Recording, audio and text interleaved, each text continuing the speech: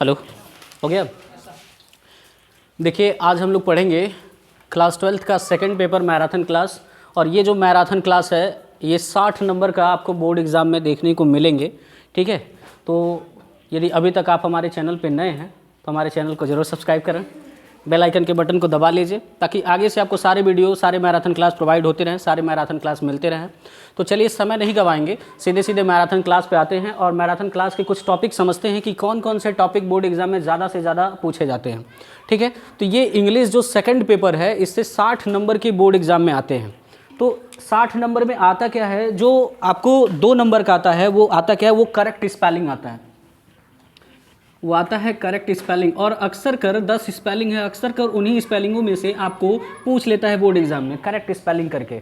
जैसे correct spelling करके आता कैसे है, जैसे मान लीजिए यहाँ 2 शब्द लिख दिया और बीच में डॉट डॉट करके दे दिया और यहाँ पे 2 शब्द लिख दिया और 4 ऑप्शन दे देंगे, इन चारों ऑप्शनों में से कौन सा ऑप्शन सही है। ठीक है, तो वही अक्सर कर बोर्ड एग्जाम में पूछता है। तो कौन से ऑप्शन सही हैं उसी के बारे में थोड़ा सा जान लीजिए कि अक्सर कर वो स्पेलिंग जो होता है मिस्टेक आता है। जैसे हेयरलेस, हेयरलेस का मतलब होता है बिना उत्तराधिकारी के, बिना उत्तराधिकारी के। हेयरलेस का मतलब होता है बिना उत्तराधिकारी के। और हेयरलेस का स्पेलिंग आप याद कर लीजिएगा, हेयरलेस का स्पेलिंग यही होता है, इसके अलावा कोई दूसरा हेयरलेस का स्पेलिंग नहीं होता। ठीक है, और जब भी आपको ऑप्शन में हेयरलेस देखने को मिलेंगे तो ये वाला ऑप्शन सही होगा। बैरन, बैरन का स्पेलिंग ये होता है। बैरन कई तरीके से पूछ लेता है, BARRAN ऐसे पूछ लेगा, लेकिन बैरन का जब भी स्पेलिंग देखेगा, ठीक है, फिल इन द ब्लैंक्स में, तो बैरन का स्पेलिंग तो BARREN और बैरन माने होता है बंजर, बैरन मीन्स बंजर। अगला फ्लेयर, फ्लेयर का मतलब होता है स्वभाव और फ्लेयर की स्पेलिंग ये होता है, इसे आप जरूर याद करिएगा, फ्लेयर। अगला लीड, ये तो कई बार कई सेट में पूछा गया था लीड वाला। ठीक है, लीड माने होता है शीशा और लीड की स्पेलिंग ये वाला होता है। तो ऑप्शन में कैसे पूछ लेता है, ऐसा लीड, लीड ऐसे करके पूछ लेता है, ऐसे करके पूछ लेता है लीड। इन तीनों में से कौन सा सही होगा, लीड माने ये वाला सही होगा, क्योंकि लीड की सही स्पेलिंग, करेक्ट स्पेलिंग क्या है, LEAD वाला जो है वो करेक्ट स्पेलिंग है। अगला ग्रेजिंग, ग्रेजिंग का ये स्पेलिंग सही है। ग्रेजिंग माने होता है चरना, जब पशुओं के चरने की बात आती है तो ग्रेजिंग लगता है, और ग्रेजिंग का स्पेलिंग ये होता है GRAZING, ग्रेजिंग का स्पेलिंग ये वाला होता है। ठीक है, अगला होता है नॉवेल, नावल माने होता है नौसेना, और नावल का स्पेलिंग बहुत ज़्यादा गड़बड़ आता है। नावल का एक ये स्पेलिंग आता है नावल, ठीक है, NAVEL करके आता है, लेकिन वो गलत है। नावल की स्पेलिंग में NAVAL करके आता है। ठीक है, तो ये वाला सही है नावल का, नौसेना का। अगला रोल्स वाली स्पेलिंग में भी मिस्टेक आता है। रोल्स माने होता है नियमावली, नियमावली। ठीक है, ये रोल्स की स्पेलिंग है। तो इस वाली स्पेलिंग में कभी कभी ऐसे आता है ROLLES, रोल्स दे देता है ऐसे, तो रोल्स की स्पेलिंग क्या होता है, ROLL ऐसे होता है। ठीक है, अगला एक आता है नाइटेड, KNIGST, तो लोग नाइटेड वाले में ज़्यादातर इस पे चले जाते हैं, ये वाला नाइट वाले पे चले जाते हैं। ठीक है, इस पे नहीं जाना है, इसका मतलब होता है रात, लेकिन इसका मतलब होता है योद्धा, इस वाले ऑप्शन पे जाना है। ठीक है, नाइटेड वाले ऑप्शन पे जाना है। अगला एक आता है पिल्स, पिल्स माने होता है छिलका, और छिलके का स्पेलिंग ये होता है। ठीक है, पिल्स माने छिलका और छिलके का स्पेलिंग ये होता है। इतना आप नोट करिएगा, थोड़ा बंद करना, तो फिर से आ गए सब, दिमाग खराब। देखिए, अगला क्वेश्चन आता है अनसीन पैसेज, और अनसीन पैसेज कितने नंबर का था, 15 नंबर का। अनसीन पैसेज का मतलब होता है अनदेखा गद्यांश, ऐसा गद्यांश जैसे आप कभी देखे नहीं, कभी जाने नहीं, कभी सुने नहीं, ऐसा गद्यांश जिसका नाम है अनसीन पैसेज, और 15 नंबर का आता है। हम तो कहेंगे पहले इसी को सॉल्व करिएगा। रीज़न क्या है, अनसीन पैसेज जब नहीं समझ में आता है ना तो उसका एक ट्रिक है, ट्रिक सीख लीजिए कैसे आप सॉल्व करेंगे। ट्रिक क्या है, जैसे मान लीजिए अनसीन पैसेज ऐसे पूरा दिया है भर भर के, ऐसे पूरा आपका दिया है भर भर के, पूरा एक पैसेज दिया है एक पन्ने का, और उसके नीचे कुछ क्वेश्चन नोट किए रहेंगे, कुछ क्वेश्चन दिए रहेंगे, तो उन क्वेश्चनों को कैसे सॉल्व करेंगे। जैसे अगर आप अर्थ निकालना जानते हैं तो पढ़िएगा, अर्थ समझने का कोशिश करिएगा, तब लिखेगा। लेकिन अगर अर्थ नहीं समझ में आएगा तो करिएगा क्या, जो क्वेश्चन होता है ना, क्वेश्चन की लाइन हूबहू पैसेज में मैच करता है, क्वेश्चन की लाइन हूबहू पैसेज में मैच करता है। आप हिंदी का पेपर दे के आए हैं, हिंदी के पेपर में हूबहू आप मैच कराए होंगे। तो इसको सॉल्व करने का ट्रिक क्या है, जैसे अगर आपको अर्थ निकालने नहीं आता है तो क्वेश्चन की लाइन हूबहू मैच करता है, तो क्वेश्चन पढ़िएगा और पैसेज में जहाँ लाइन मैच करेगा उस लाइन को क्या करिएगा, उठा के लिख दीजिएगा। एक क्वेश्चन 3 नंबर का आता है, 15 नंबर का ये रहता है, एक क्वेश्चन 3 नंबर का। हम ये नहीं कह सकते कि आपको 3 में 3 मिलेगा, लेकिन 3 में 2 नंबर कोई काट नहीं सकता। भाई अगर नहीं लिखने आता है तो हूबहू उतारने तो आएगा ना, कि ये भी नहीं आएगा, जाहिर सी बात है। आप क्वेश्चन की लाइन मैच कराइएगा, क्वेश्चन की लाइन मैच करने के बाद पैसेज में देखिएगा कि उसकी लाइन कहाँ मैच हो रही है, उस लाइन को उठा करके जहाँ तक फुल स्टॉप समाप्त हो रहा है उसी वहाँ तक क्या करिएगा, नोट कर दीजिएगा, ये आपका आंसर बन जाएगा। 15 में ये गारंटी आपको 12 नंबर, 10 नंबर, 11 नंबर तक मिल जाएगा। ठीक है, कोई डाउट इसमें? लेकिन अगर आपको बना के लिखने आता है, आप समझते हैं, समझने वाले हैं, तो बना के लिखेंगे, अच्छे से समझ के लिखेंगे तो 15 में 15 भी मिल जाएगा। ठीक है, तो पहली बात तो आप समझने का कोशिश करिएगा, लेकिन नहीं समझ में आएगा तो पैसेज की जो लाइन मैच करेगा क्वेश्चन में, पैसेज में जहाँ से मैच करेगा वहाँ से उठा के क्या करेंगे, नोट कर देंगे, वो आंसर आपका बन जाएगा। 15 नंबर क्लियर है? चलिए अगला देखते हैं। अगला आता है लेटर, और लेटर बहुत ज़्यादा इंपॉर्टेंट है। मैं आपको 5 लेटर बताऊंगा और 5 लेटर में बोर्ड एग्जाम में 10 नंबर का आएगा। ठीक है, कितने नंबर का? 10 नंबर का। इस पे ज़्यादा ध्यान देना है, लेटर पे। लेटर कितने नंबर के आते हैं? 10 नंबर के। और थोड़ा सा लेटर का हम देख लेते हैं, जैसे write a letter to the editor, write a letter to the editor of a local newspaper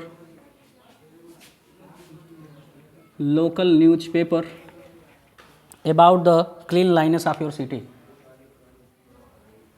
about the cleanliness of your city। ज़रा सा इसको समझते हैं। देखिए ये क्वेश्चन क्या कह रहा है, कह रहा है write related to the editor of a local newspaper. Local newspaper के एडिटर को एक पत्र लिखिए about the cleanliness of your city. आपके जो शहर है उस शहर में साफ़ सफाई करवाना है। साफ़ सफाई करवाने के लिए किसको पत्र लिखना है? एडिटर को पत्र लिखना। और एडिटर क्या है? लोकल न्यूज़पेपर का है। तो कैसे लिखेंगे इस पत्र को? देखिए थोड़ा सा समझिए कैसे लिखते हैं पत्र को। जैसे आप पता है हिंदी लिखने के लिए जैसे आप एप्लीकेशन लिखते हैं तो सेवा में श्रीमान प्रधानाचार्य महोदय ऐसे करके लिखते हैं, उसी तरीके से अंग्रेजी का भी फॉर्मेट है लिखने का। तो जब ये सरकारी पत्र है या चूँकि कोई भी पत्र हो, इसको इधर से लिखा जाता है लेफ्ट हैंड साइड से। तो जब यहाँ से लिखेंगे तो सबसे पहले आप लिखेंगे टू। सबसे पहले क्या लिखेंगे? सबसे पहले आप टू लिखेंगे, फिर कामा लगाएंगे।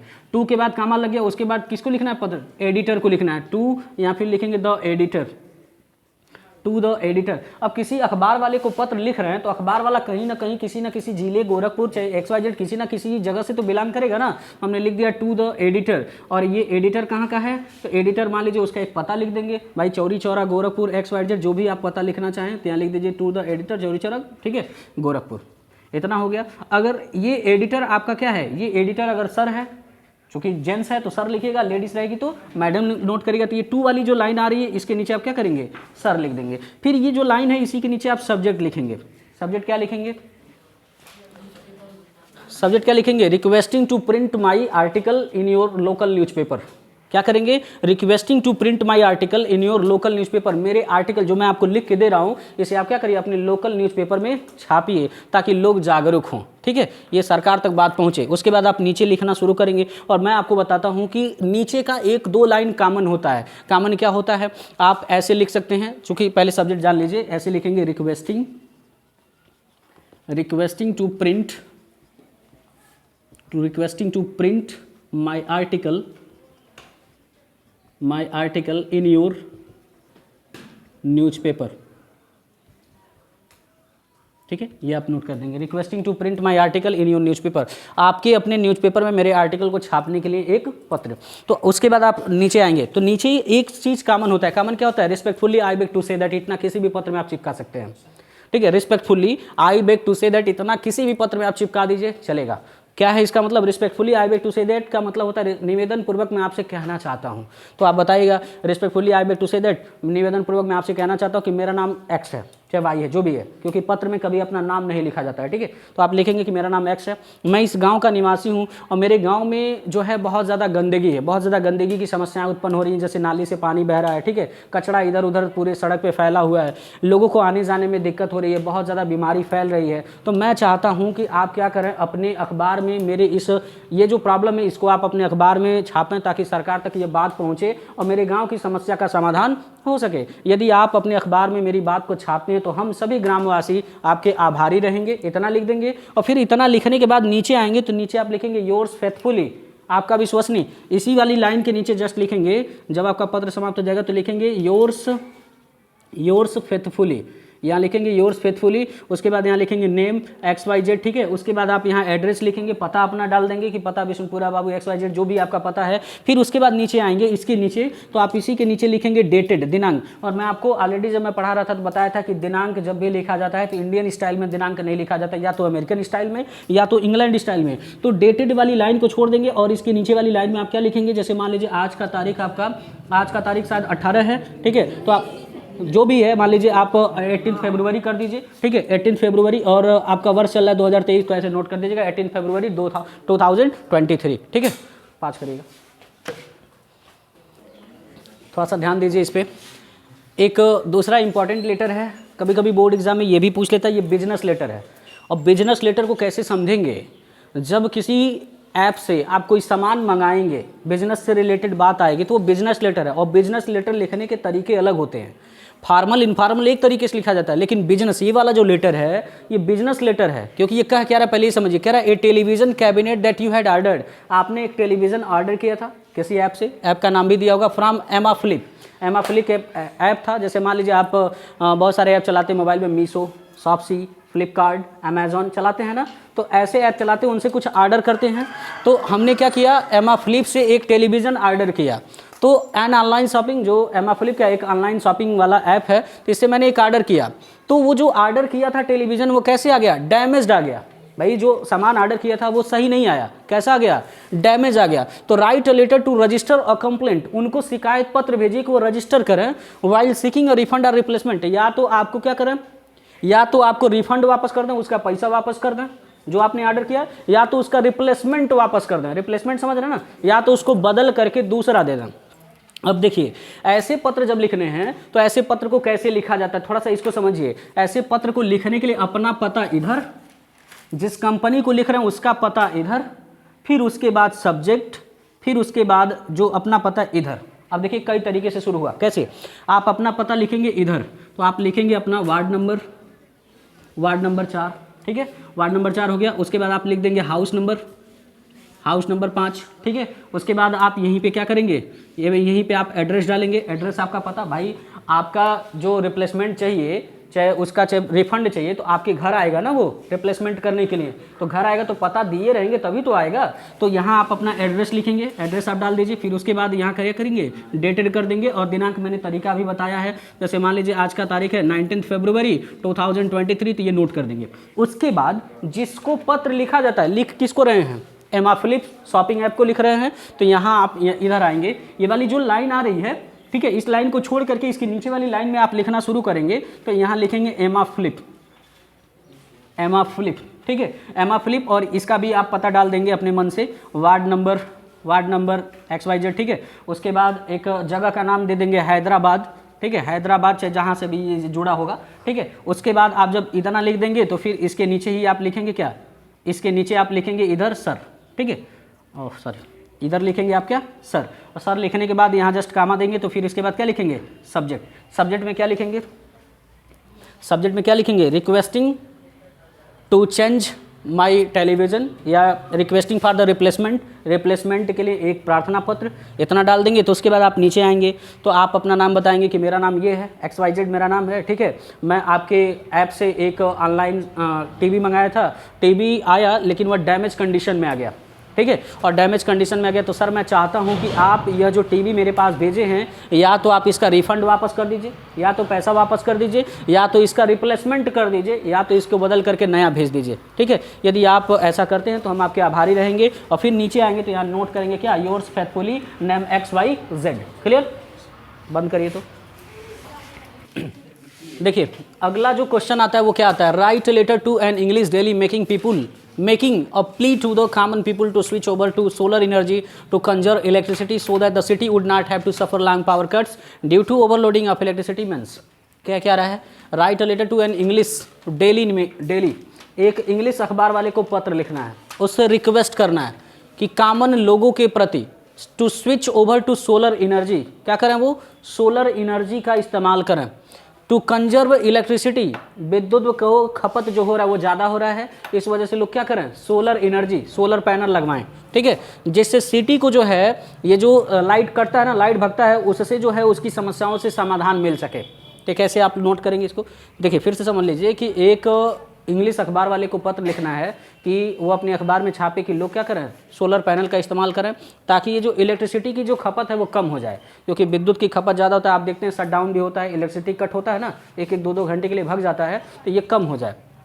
तो ये कैसे लिखेंगे, आप नोट करेंगे टू द इंग्लिश न्यूज़पेपर, कैसे नोट करेंगे टू द इंग्लिश न्यूज़पेपर, और इंग्लिश न्यूज़पेपर है तो कहीं ना कहीं इसका जगह तो स्थित होगा ना भाई, इंग्लिश न्यूज़पेपर अगर छाप रहा है, जैसे दैनिक जागरण अखबार है तो दैनिक जागरण की एक ऑफिस होगी, उसी तरीके से इंग्लिश वाला अखबार है तो इसकी भी एक ऑफिस होगी, तो आप नोट करेंगे टू द इंग्लिश न्यूज़पेपर, और वो ऑफिस कहाँ है गोरखपुर, बनारस, XYZ, वहाँ नोट करेंगे। फिर उसके बाद नीचे आएंगे लिखेंगे सर, फिर उसके बाद नीचे आएंगे लिखेंगे सब्जेक्ट, सब्जेक्ट क्या लिखेंगे requesting to print my article in your newspaper, जो पहले आप लिखे थे कि मेरे आर्टिकल को आप अपने अखबार में छापें, इसके लिए आपका एक रिक्वेस्ट कर रहे हैं, निवेदन कर रहे हैं, तो आप लिखेंगे मैंने क्या बताया सरकारी पत्र लिखने के लिए एक लाइन आप चिपका सकते हैं, क्या respectfully I beg to say that, निवेदन पूर्वक मैं आपसे कहना चाहता हूं कि माय नेम इज एक्स, मेरा नाम एक्स है, आई बिलोंग टू जो भी आपका गांव है, ठीक है, उस गांव से आप संबंध रखते हैं, और मैं जनता से अपील करता हूं कि आप सभी लोग सोलर पावर का इस्तेमाल करें, ठीक है, सोलर पैनल, सोलर सेल का इस्तेमाल करें, जिससे इलेक्ट्रिसिटी की जो खपत है वो कम हो जाए, और जो इलेक्ट्रिसिटी भग रहा है वो भी कम हो जाए, ताकि आप लोगों को आने वाले भविष्य में कोई प्रॉब्लम न हो, ठीक है। और यदि आप लोग ऐसा करते हैं तो शायद इलेक्ट्रिसिटी की जो खपत है वो धीरे धीरे क्या हो जाएगा कम हो जाएगा, विद्युत की जो खपत है वो कम हो जाएगा, और फिर उतना लिखने के बाद आप नीचे आएंगे योर्स फेयरफुली नेम XYZ, क्लियर है। देखिए अगला जो लेटर आता है वो क्या आता है, अगला letter write letter to the editor of a newspaper, एक न्यूज़पेपर के एडिटर को पत्र लिखिए about frequent breakdown of electricity, कि विद्युत ज़्यादा भग रहा है, या तो ये वाटर वाला भी आता है कभी कभी, यहीं पे आर करके लिख दें वाटर, कि वाटर आपके इलाके में, आप ऐसे इलाके से संबंध रखते हैं कि एडिटर को पत्र लिखिए कि आपके इलाके में गंदा पानी आ रहा है, जैसे पाइपलाइन से पानी आता है ना आपके गाँव में, पाइपलाइन से पानी आता है कि नहीं आता है भाई, टोटी आप खोलते हैं ये सरकारी पानी आता है ना, तो गंदा पानी आ रहा है, उसको सही करवाने के लिए क्या करना है एक पत्र लिखना है। तो पहले हम इलेक्ट्रिसिटी वाला समझते हैं, तो आप इलेक्ट्रिसिटी की व्यवस्था सही करवाना चाहते हैं तो आप लिखेंगे to the editor of a newspaper. अब वो एडिटर है तो कहीं ना कहीं का होगा, एक प्लेस का नाम दे देंगे, चौरी चौरा गोरखपुर, गवर्नर XYZ, फिर उसके बाद सर नीचे लिखेंगे, फिर उसके बाद आप सब्जेक्ट लिखेंगे, सब्जेक्ट क्या लिखेंगे requesting to print my article in your newspaper, ठीक है, आप मेरे आर्टिकल को आप अपने न्यूज़पेपर में छापिए, तो आप नीचे आएंगे, मैंने क्या कहा एक लाइन आप चिपका सकते हैं, respectfully I beg to say that, मेरा नाम ये है, ठीक है, निवेदन पूर्वक मैं आपसे कहना चाहता हूँ कि मेरा नाम एक्स है, मैं इस गांव का निवासी हूँ, और देखिए मैं बोर्ड एग्जाम में अपीयर होने वाला विद्यार्थी हूँ, मेरे गांव में बहुत ज़्यादा लाइट भग रहा है, जिससे जो बोर्ड एग्जाम के बच्चे हैं उन्हें पढ़ने में बहुत ज़्यादा क्या हो रहा है समस्याओं का सामना करना पड़ रहा है। तो सर मैं चाहता हूं कि आप मेरी बातों को अपने आर्टिकल में छापिए, अपने अखबार में छापिए, ताकि सरकार तक ये बात पहुंचे और सरकार लाइट की व्यवस्था सुचारू रूप से करे, ताकि जितने भी बच्चे बोर्ड एग्जाम में अपीयर हैं उन बच्चों का लाभ हो सके। आपका आज्ञाकारी XYZ, ठीक है। फिर अगर वाटर सप्लाई हो रहा है, जैसे मान लीजिए write letter to the editor of a newspaper about frequent water supply, मतलब डर्टी वाटर आ रहा है, तो उसको सही करने के लिए कैसे लिखेंगे, तो आप वैसे ही लिखेंगे टू द एडिटर आप न्यूज़पेपर, उसका नाम पता XYZ, सब्जेक्ट लिख देंगे, फिर उसके बाद आप लिखेंगे कि निवेदन पूर्वक मैं आपसे कहना चाहता हूँ कि मेरा नाम एक्स है, मैं इस गांव का निवासी हूँ, और मेरे गांव में जो पानी की सप्लाई वाली व्यवस्था है वो पानी गंदा आ रहा है, तो जिसको पीने के बाद लोग बहुत ज़्यादा बीमार पड़ रहे हैं। तो सर मैं आपसे आग्रह करता हूँ कि आप मेरे आर्टिकल को अपने अखबार में छापिए, ताकि सरकार तक ये बात पहुँचे और पानी का जो सप्लाई से, जहाँ मेन सप्लाई है, उस व्यवस्था को सही कराएं, और जो गंदा पानी आ रहा है वो फिर से सही पानी आने लगे, ताकि लोग जो है बीमारी से आज़ाद हो जाएं, बीमारी से मुक्त हो जाएं। आपका आज्ञाकारी, ठीक है, इधर आप नोट करेंगे योर्स फेथफुली XYZ, क्लियर। अब मान लीजिए एक लेटर ये है, write a letter to the superintendent of police of your city requesting him to improve the law and order in your city. SP को पत्र लिखना है, और एसपी को पत्र क्या लिखना है कि आपके शहर में लॉ एंड ऑर्डर बनाए रखे, आपके शहर में क्या रखे, लॉ एंड ऑर्डर बनाए रखे, कानून व्यवस्था बनाए रखे। उसको कैसे लिखेंगे, तो आप लिखेंगे to the editor to the SP. भाई सुपरिटेंडेंट ऑफ पुलिस है तो सुपरिटेंडेंट ऑफ पुलिस है तो उसको कैसे लिखेंगे, तो एसपी को आप कैसे लिखेंगे, आप लिखेंगे to the SP, to the superintendent of police. और ये पुलिस है तो कहीं ना कहीं का होगा, चौरी चौरा का होगा, गोरखपुर का होगा, XYZ जगह का होगा। फिर उसके बाद अगर ये सुपरिटेंडेंट ऑफ पुलिस लेडीज़ है तो मैडम लिखेगा, जेंट्स है तो सर लिखेगा।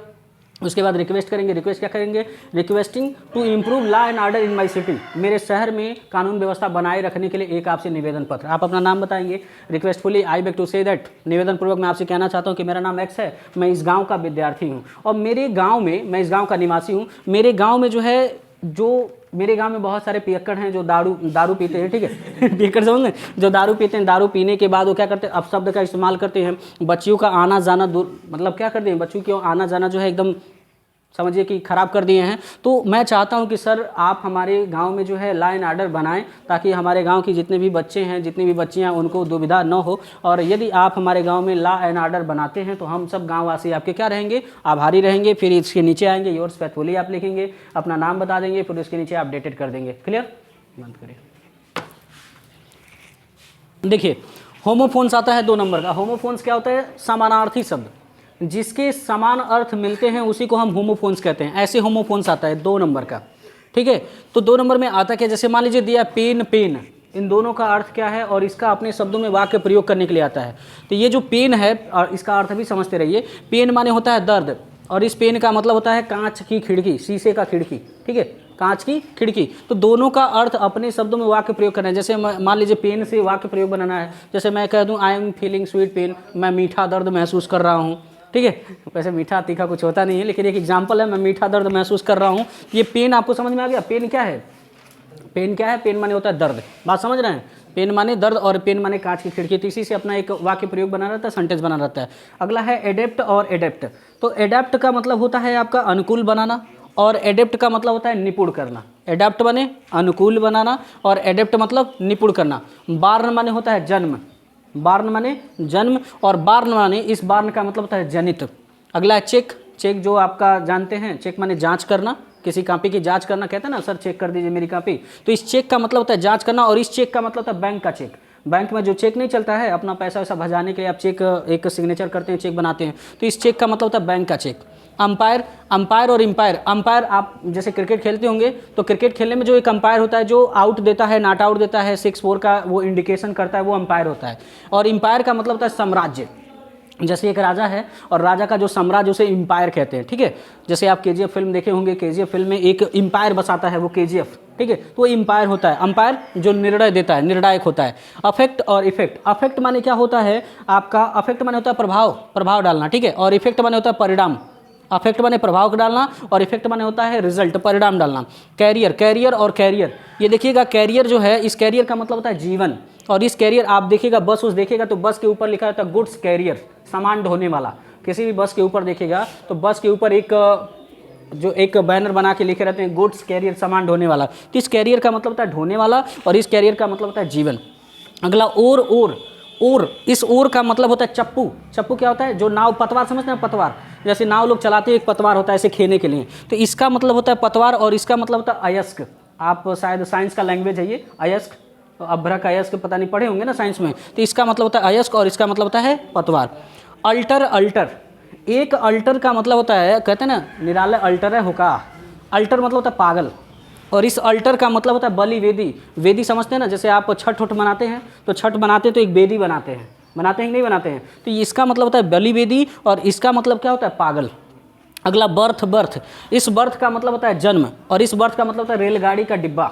जो रेलगाड़ी का डिब्बा होता है उसकी स्पेलिंग ये होता है और इसका स्पेलिंग होता है जन्म। अगला पेल, पेल, ये जो है इसका मतलब होता है पीला और इसका मतलब होता है बाल्टी। इस वाले का अर्थ होता है पीला और इस वाले का अर्थ होता है बाल्टी। सोल, सोल, अब देखिए सोल, सोल क्या है, इस सोल का मतलब होता है आत्मा, सोल माने आत्मा, और इस सोल का मतलब होता है अकेला, सोल का मतलब अकेला। अगला वेल और वेल, तो एक वेल का मतलब होता है आपका घाटी, ठीक है, एक वेल का मतलब क्या होता है घाटी, और आपका एक जो वेल है उसका मतलब होता है बिलाप प्रकट करना, शोक प्रकट करना, दुख प्रकट करना। अगला ब्रेक, ब्रेक, तो एक ब्रेक का अर्थ होता है ब्रेक माने तोड़ना, और एक ब्रेक जो रास्ते में आप चलते हैं ना, तो रास्ते में गति अवरोधक, गतिरोधक इसको कह सकते हैं। रास्ते में आप चलते हैं तो कहीं कहीं ऊंचा ऊंचा सा नहीं बना रहता है, तो ये गतिरोधक होता है। अगला लोन, लोन, इस लोन का मतलब होता है अकेला और इस लोन का मतलब होता है उधार लेना, ऋण लेना, ठीक है। अगला सेल, सेल, इस सेल का मतलब होता है कोशिका और इस सेल का मतलब होता है बेचना। अगला बियर, बेयर, बियर माने होता है सहन करना और बेयर माने होता है नंगा, ठीक है। अगला सीज और सीज, तो सीज और सीज का मतलब होता है, एक सीज का मतलब होता है संघर्ष करना इसका मतलब होता है संघर्ष करना, और इसका मतलब होता है पकड़ना, ठीक है, इसका मतलब होता है पकड़ना। अगला पील, पील ये अभी शायद आपको हम उसमें बताए हैं। तो पील मतलब होता है गरजना, और पील मतलब होता है छिलका। जैसे कोई आप सब्जी छील उल रहे हैं तो इस पील का मतलब होता है छिलका, और इसका मतलब होता है गरजना। अगला फेट, फेट तो पहले वाले फेट का अर्थ होता है भाग्य, और दूसरे वाले फेट का अर्थ होता है उत्सव। अगला डाई, डाई, डाई माने होता है मरना, और इस डाई का मतलब होता है रंगना। जैसे दीवार वाल रंगते हैं ना, तो ये वाला डाई जो है रंगना, और ये वाला जो डाई है वो मरना। अगला बेल, बेल तो पहले वाले बेल का अर्थ जो है वो होता है आपका गांठ। बेल माने क्या होता है? गांठ। और दूसरे वाले बेल मतलब होता है जमानत। लोग कहते हैं ना मैं बेल करा के आ गया, ठीक है, तो दूसरे वाले बेल का मतलब जमानत, पहले वाले बेल का मतलब गांठ। अगला जो है अपोजिट, पहले वाले अपोजिट का मतलब होता है उचित, इसका मतलब होता है उचित, और इसका मतलब होता है विलोम शब्द, ठीक है, अपोजिट माने विलोम शब्द। अगला आर्ट, आर्ट तो पहले वाला जो आर्ट है, आर्ट माने होता है कुछ, इसका मतलब होता है कुछ, और इसका मतलब होता है चाहिए, ठीक है, OUGST का मतलब होता है चाहिए, और AUGUT का मतलब होता है कुछ। अगला असेंट, असेंट तो पहले वाले असेंट का मतलब होता है चढ़ाई करना, दूसरे वाले असेंट का मतलब होता है अनुमति प्रदान करना। अगला एलिजिबल, एलिजिबल तो पहले वाले एलिजिबल का मतलब होता है योग्य, और दूसरे वाले एलिजिबल का मतलब होता है अपठनीय, जिसे पढ़ा ना जा सके। क्लियर? पहले वाले एलिजिबल का मतलब योग्य, और दूसरे वाले एलिजिबल का मतलब होता है आपका अपठनीय। हाँ, हो गया। देखिए एंटानिम आता है बोर्ड एग्जाम में 2 नंबर का, ठीक है, और ये एंटानिम जो है, क्या हुआ, एंटानिम 2 नंबर का आता है। तो बोर्ड एग्जाम में एंटानिम कुछ आते हैं, और उस एंटानिम का हमने ये भी लिख दिया है कि एंटानिम का, किस एंटानिम का क्या होता है और कैसे आता है। देखिए रिस्पेक्टेड माने होता है आदर करना, रिस्पेक्टेड माने होता है आदर करना। तो इसका जो सेट है, सेट में ऐसे पूछता है फ्लटेड, तो फ्लटेड माने होता है अनादर करना। इसका एंटानिम भी हमने साथ में लिख दिया है, रिस्पेक्टेड माने आदर करना, फ्लटेड माने अनादर करना। अगला बैरन, बैरन माने होता है बंजर, फर्टाइल माने होता है उपजाऊ, बंजर का क्या होगा? उपजाऊ, ठीक है, फर्टाइल हो जाता है। इनिमिकल, इनिमिकल माने होता है दुश्मन, तो किसके माने? मित्र, फ्रेंडली। अगला लेंदी माने होता है कठिन, कॉम्पैक्ट माने सरल। अगला डीप माने गहरा, सैलो माने उभरा हुआ। लॉयल माने आपको बताएं वफादार, ठीक है, तो डिसलॉयल हो जाएगा। लॉजिकल माने होता है तर्कसंगत, इलॉजिकल। उसके बाद प्रेटी माने सुंदर, प्रेटी का अगली आपको पता है। स्टेल माने बासी, किसके माने? ताज़ा, फ्रेश माने ताज़ा। लॉन्ग माने लंबा, शार्ट माने छोटा। अभर माने होता है अभर, अभर का मतलब होता है क्या? नफरत करना, तो लाइक माने एक जैसा होना। ऑप्टिमिस्टिक आशावादी, पेसिमिस्टिक निराशावादी। एंशियंट माने होता है पुराना, मॉडर्न माने नया। अगला वर्च्यू माने होता है गुड, वाइस माने होता है अवगुण या बुराई। नॉलेज माने ज्ञान, इग्नोरेंस माने अज्ञान। सीवर माने होता है भारी, लाइट माने क्या होता है? हल्का, ठीक है। ये कुछ एग्जाम्पल हैं, शायद बोर्ड एग्जाम में आपको इन एग्जाम्पलों में से देखने को मिल जाए एंटानिम 2 नंबर का, ठीक है। विनय, केवल 10 रूल, देखिए ये जो नरेशन आता है बोर्ड एग्जाम में, इससे 10 रूल मैं आपको बताऊंगा, 10 रूल से कोई एक एग्जाम्पल आपको बोर्ड एग्जाम में देखने को मैच कर जाएंगे। देखिए रूल मैच करेगा, एग्जाम्पल जो मैं यहाँ दे रहा हूँ वो शायद मैच करे ना करे, लेकिन रूल जरूर मैच करेगा। एग्जाम्पल नहीं मैच करता, क्योंकि एग्जाम्पल भाई एग्जामिनर के दिमाग में क्या चल रहा है, वो कौन सा एग्जाम्पल दिया मैं नहीं जानता, लेकिन हाँ इतना गारंटी देता हूँ, आपको विश्वास दिलाता हूँ कि रूल जरूर मैच करेगा। चलिए कुछ थोड़े से एग्जाम्पल जान लेते हैं। जैसे मान लीजिए अगर डायरेक्ट दिया है यू सेड टू मी, एक एग्जाम्पल दिया है यू सेड टू मी, थोड़ा सा बात को समझने का कोशिश करिएगा। You said to me are you fool, क्या तुम मूर्ख हो? आर यू फूल, और यहाँ दे दिया ये।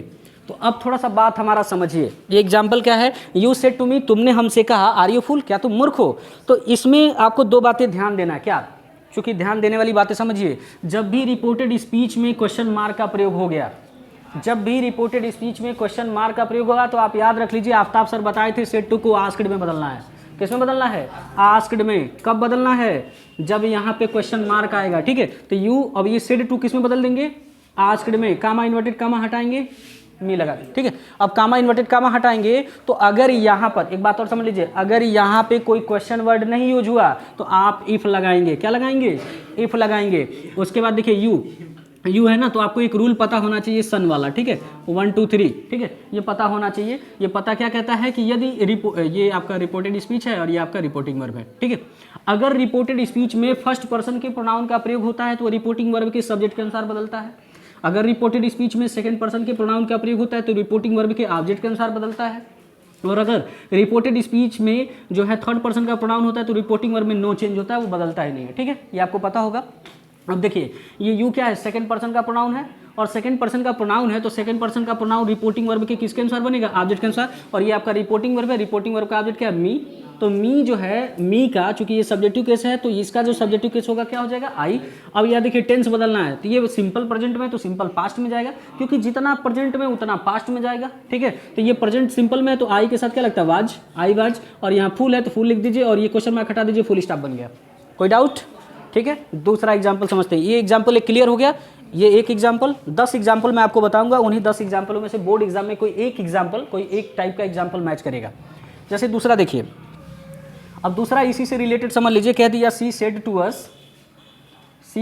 अस comma inverted comma, why have you not spoken to us. कह दिया why have you not spoken to us, ठीक है। ये एग्जाम्पल है। अब थोड़ा सा इसको भी समझ लीजिए। एग्जाम्पल क्या है, she said to us why have you not spoken to us. मैंने क्या बताया आपको कि जब भी रिपोर्टेड स्पीच में क्या नजर आ जाए, क्वेश्चन मार्क, तो ये जो सेड टू है इसको किस में बदलना है भाई, इस पे आपको ध्यान नहीं देना है। सेड टू को किस में बदल देना है, सीधे आस्क्ड में बदल देना है। कब, जब यहाँ क्वेश्चन मार्क आएगा। एक दिमाग में घुसा लीजिए, अगर रिपोर्टेड स्पीच में क्वेश्चन मार्क आ गया तो बदलना है किस में, सेड टू को आस्क्ड में बदल देना है। ये अस है तो अस लिख दीजिए। अब यहाँ देखिए मेन क्वेश्चन वर्ड आ गया ना, इसमें क्वेश्चन वर्ड नहीं था लेकिन इसमें मेन क्वेश्चन वर्ड आ गया। तो जब मेन क्वेश्चन वर्ड आ जाता है तो इफ या वेदर नहीं लगता, ये खुद ही क्वेश्चन वर्ड का काम करता है, ठीक है। ये कंजक्शन का खुद ही काम करता है, तो इसको नोट कर दीजिए। यूज सेकंड पर्सन का प्रोनाउन है, अस के अनुसार बदलेगा। अस जो है इसका सब्जेक्टिव केस लाएंगे तो सब्जेक्टिव केस क्या हो जाएगा, वी हो जाएगा। अब टेंस बदल लीजिए, ये सिंपल प्रेजेंट माने प्रेजेंट परफेक्ट में है तो पास्ट परफेक्ट में जाएगा, तो पास्ट परफेक्ट में क्या लगता है, हैड हो जाएगा। नॉट है, नॉट लिखिए। स्पोकन है, ये भी लिख दीजिए, ठीक है। स्पोकन टू, अब यहाँ देखिए फर्स्ट पर्सन का प्रोनाउन आ गया, फर्स्ट पर्सन का प्रोनाउन आ गया अस, तो ये रिपोर्टिंग वर्ब का सब्जेक्ट के अनुसार बदलेगा, क्योंकि यहाँ लिखा है फर्स्ट पर्सन सब्जेक्ट के अनुसार। तो फर्स्ट पर्सन सब्जेक्ट क्या है, सी है, तो सी का चूंकि ये वी अस होता है ना, ऑब्जेक्टिव केस है, तो सी का ऑब्जेक्टिव केस क्या होता है, हर। बन गया, कोई दिक्कत। इस टाइप के अगर सेंटेंस आते हैं तो ऐसे बनेंगे। क्लियर हुआ। अगला एग्जाम्पल थोड़ा सा देखते हैं।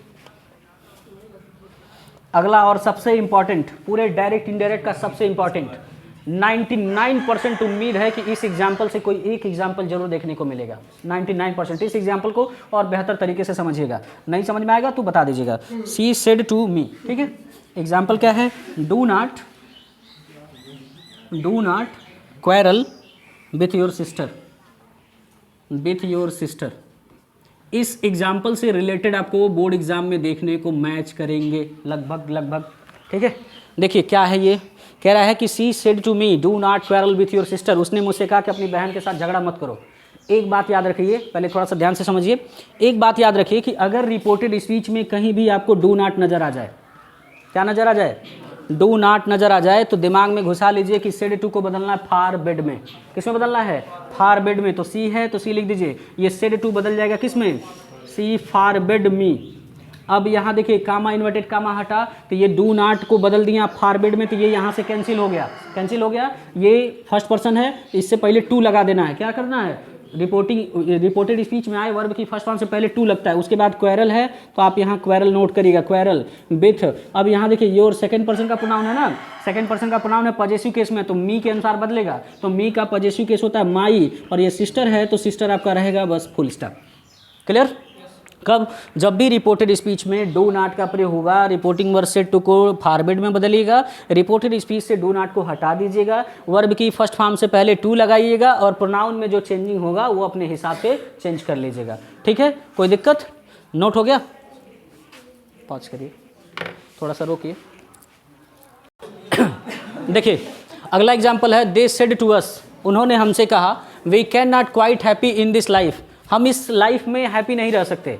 अब एक बात थोड़ा सा समझ लीजिए कि जब भी रिपोर्टेड स्पीच में फुल स्टॉप नजर आ जाए, क्या नजर आ जाए, फुल स्टॉप, तो एक बात दिमाग में घुसा लीजिए कि सेड टू को बदलना है टोल्ड में। किस में बदलना है, टोल्ड में। तो ये दे है तो दे लिख दीजिए, और सेड टू को बदल दीजिए टोल्ड में, दे टोल्ड अस। ठीक है, और कामा इन्वर्टेड कामा हटेगा तो किस में बदल जाएगा, दैट में बदल जाएगा। ये देखिए फर्स्ट पर्सन का प्रोनाउन है, सब्जेक्ट के अनुसार बदलेगा, तो चूंकि दे है तो दे रहेगा। ठीक है, कैन बदलता है कुड में, कैन बदलता है कुड में, कुड नॉट, और ये क्वाइट है तो क्वाइट रहेगा आपका, हैप्पी है तो हैप्पी भी रहेगा आपका। ठीक है, इन है तो इन भी रहेगा, दिस बदल जाता है किस में, दैट में, लाइफ है तो आपका क्या हो जाएगा, लाइफ हो जाएगा।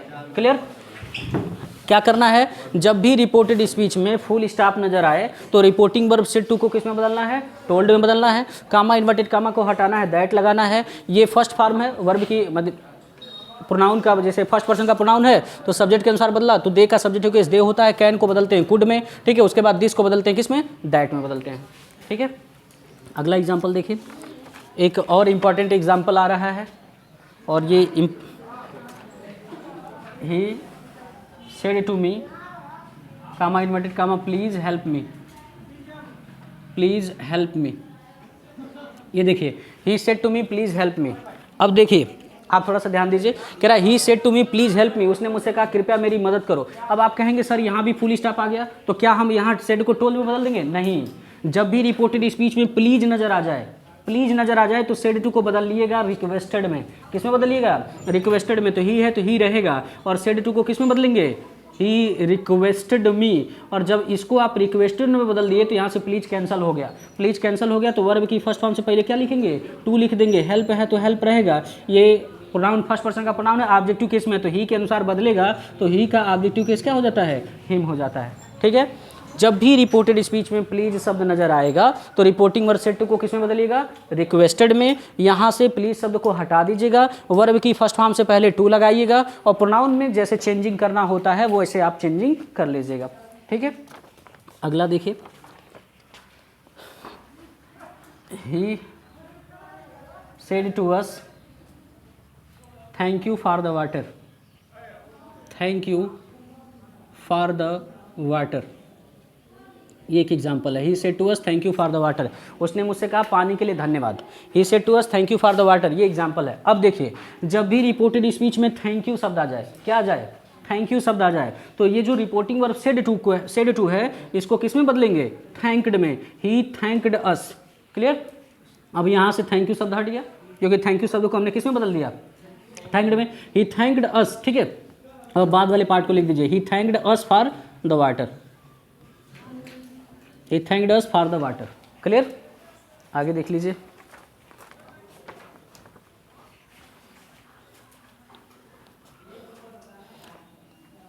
The union leader said comma inverted comma let us show the bosses that we are united, let us show the boss that we are united, let us show the boss that we are united। देखिए अब यहाँ क्या करा है? The union leader said let us show the boss that we are united. Union leader ने कहा कि चलो बॉस को दिखाते कि हम सब एकता में हैं।